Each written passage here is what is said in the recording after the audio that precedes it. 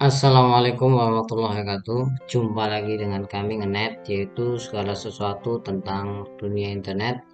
Tapi pada kesempatan kali ini kita akan membahas tentang jenis-jenis website.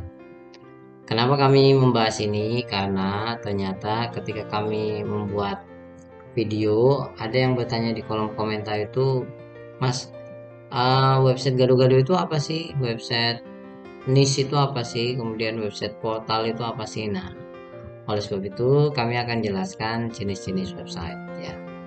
Yang pertama adalah jenis website yaitu jenis news atau jenis berita. Cirinya modelnya seperti ini dan menyajikan tulisan yang up to date. Jadi kalau misalkan dibaca besok sudah basi. Dan biasanya 1 jam saja bisa menghasilkan sampai 20 konten yang biasanya dikelola oleh perusahaan besar. Nah, kalau Anda ingin membuat seperti ini, saran kami pikirkan ulang ya, karena butuh tim yang sangat banyak. Dan biasanya model template-nya seperti ini. Ada yang terkini ya, 1 jam yang lalu dan lain sebagainya. Ini website yang jenis pertama. Jadi ciri-cirinya update-nya 1 hari bisa ratusan konten. Kita nggak mampu lah kalau personal.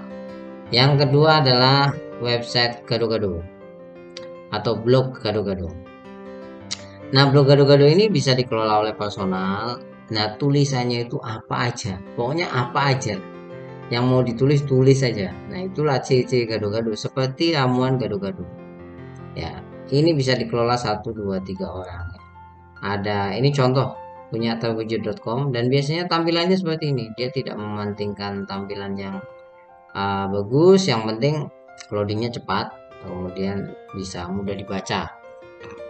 Ini contoh ya tentang teknologi juga dibahas, tentang hiburan ini tentang hantu opah itu dibahas, Upin Ipin dibahas, cara gampang how to juga dibahas ya, jadi macam-macam. Ini yang berikutnya, yang kedua ya, dan biasanya 1 hari bisa update sampai 10 sampai 20 tulisan, dan biasanya income seperti ini dari iklan ya, dari iklan AdSense. Jadi kalau Anda ingin AdSense, salah satunya dengan membuat blog gado-gado.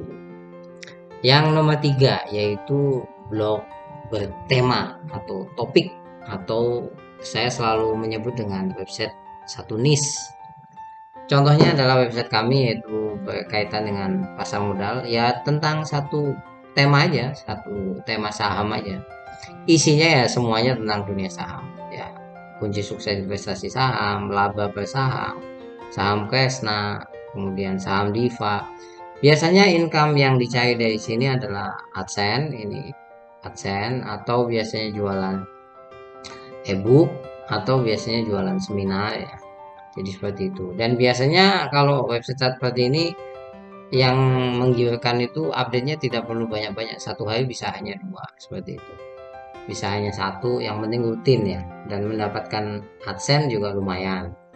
Nah, seperti itu. Ini yang biasanya saya sampaikan dikelola oleh pribadi kalau ingin mencari iklan. Dan salah satu tandanya adalah alamatnya menunjukkan topik yang dibahas. Nah, ini sahamhijau.com. Yang berikutnya adalah website berkaitan dengan personal atau website pribadi. Yang biasanya tandanya adalah alamatnya itu nama orang. Ya. Nah, perbedaannya adalah website pribadi ini lebih identik dengan emosional pemiliknya. Ya, contoh tulisannya ini, keharuan dalam konser 30 tahun. Ya, dia pengalaman dia ketika misalkan di situ melihatnya, kesannya dia, dan tulisannya Mas Agus ini kan lucu ya. Jadi kita suka lah dengan tulisannya dia. Nah, seperti itu. Beda dengan blog gado-gado ya. Blog gado-gado itu kan tidak menunjukkan personal. Nah, kalau ini sangat personal. Blog Pak Dahlan, thisway.id itu juga personal sekali. Nah, tujuannya dari website ini bisa untuk menaikkan portofolio seseorang, misalkan agar diundang, misalkan, atau memang hobi orang tersebut dengan dunia blogging ya. Jadi macam-macam, dan biasanya kalau blog seperti ini tidak memiliki tujuan iklan biasanya ya, jadi berbeda Update-nya 1 minggu sekali, 1 minggu 2 kali, 1 minggu 3 kali, bisa aja suka-suka dia. Ini yang berikutnya. Nah, yang berikutnya adalah website portofolio. Website portofolio itu seperti apa? Jadi ketika orang melihat website Anda, ya, itu biasanya dia langsung terkesan. Ya. Salah satunya saya tunjukkan ini website tentang madu ini, madu apik. Ya, ini ketika orang melihat dia tertarik. Tertarik setelah itu bisa membeli, ya, bisa konsultasi. Ini kan konsultasi. Saran kami kalau Anda punya produk, ya contoh aja website ini. Bagus, bagus sekali ini. Dan dia bisa chat ya melalui WA di sini. Nah, ini seperti ini. Bisa juga disebut ini website semi jualan. Kenapa saya katakan semi jualan? Karena bisa tidak tidak langsung menunjukkan transaksi di website ini ya kan. Yang ditunjukkan lebih kepada portofolio. Ada katalog ya di sini. Atau Anda bisa melihat punya Apple ini kan produk ya luar biasa. Kalau melihat ini langsung wah seperti itu. Nah itu website portofolio. Jadi kalau misalkan Anda sebagai personal pengen menunjukkan portofolio ya di awal ini biasanya adalah foto-foto Anda seminar, foto-foto Anda dalam kegiatan. Dan biasanya website seperti ini tampilannya statis. Ya, di depannya ini aja. Ya, tidak menunjukkan perubahan yang banyak. Nah, kalau seperti ini berbeda ya intinya. Jadi kalau mengharap iklan beda. Kalau ini hanya jualan produk. Yang berikutnya adalah website jualan.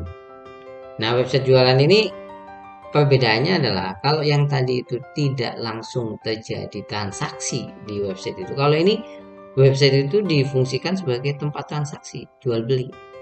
Ya, contoh Lazada, Tokopedia, Shopee. Kalau saran kami, kalau Anda personal, nggak usah lah buat yang seperti ini. Kenapa? Tinggal numpang aja di Shopee, di Lazada. Kalau saran kami, Anda buat website portofolio seperti ini, yang mana transaksi jual belinya bisa di Tokped, bisa di Lazada, seperti itu. Ini jenis website berikutnya ya. Kalau seperti ini udah jelas, update-nya adalah update produk, jualan. Kalau seperti ini, yang seperti madu apik ini, yang penting dijaga. Maksudnya dijaga apa? Bisa jadi setiap hari ada orang menghubungi. Nah, kalau yang website tadi satu niche itu kan yang penting diupdate. Nah, kalau ini yang penting dijaga. Ya. Pokoknya pegang nomor WA-nya terus. Jenis website berikutnya adalah website berkaitan dengan lembaga. Bisa ini contoh ya, Kominfo. Bisa sekolah, bisa universitas, bisa juga pesantren. Yang mana tentu saja tujuannya bukan iklan. Dia betul-betul menunjukkan kegiatan sehari-hari, apa yang dilakukan dan apa yang dia miliki. Nah, biasanya seperti itu. Ya seperti ini. Tampilannya di depan ada kegiatan biasanya, tapi juga ada yang statis ya. Dan itu sangat berbeda. Nah, yang terakhir adalah website aplikasi. Website aplikasi itu maksudnya apa? Di dalam website itu ada layanan yang bisa diakses langsung. Ini contohnya website kata kunci. Nah, ini website kata kunci ini, dimana kita bisa langsung ngetik di sini dan mendapatkan layanan lah istilahnya. Nah ini cukup sulit menurut saya untuk dilakukan karena harus ahli betul ya. Kayak Google ini kan juga aplikasi nih, mesin pencari. Website tapi mesin pencari. Nah jadi itulah beberapa jenis website yang bisa Anda ketahui dan dari situ Anda tahu oh posisi saya di sini apa yang harus saya lakukan. Domainnya juga berbeda. Dan kemudian template-nya juga berbeda dan tindakan yang harus kita lakukan pada website itu juga berbeda, cara update-nya dan lain sebagainya. Terima kasih banyak, sampai ketemu lagi. Semoga bermanfaat. Jangan lupa untuk subscribe, like, dan komen. Assalamualaikum warahmatullahi wabarakatuh.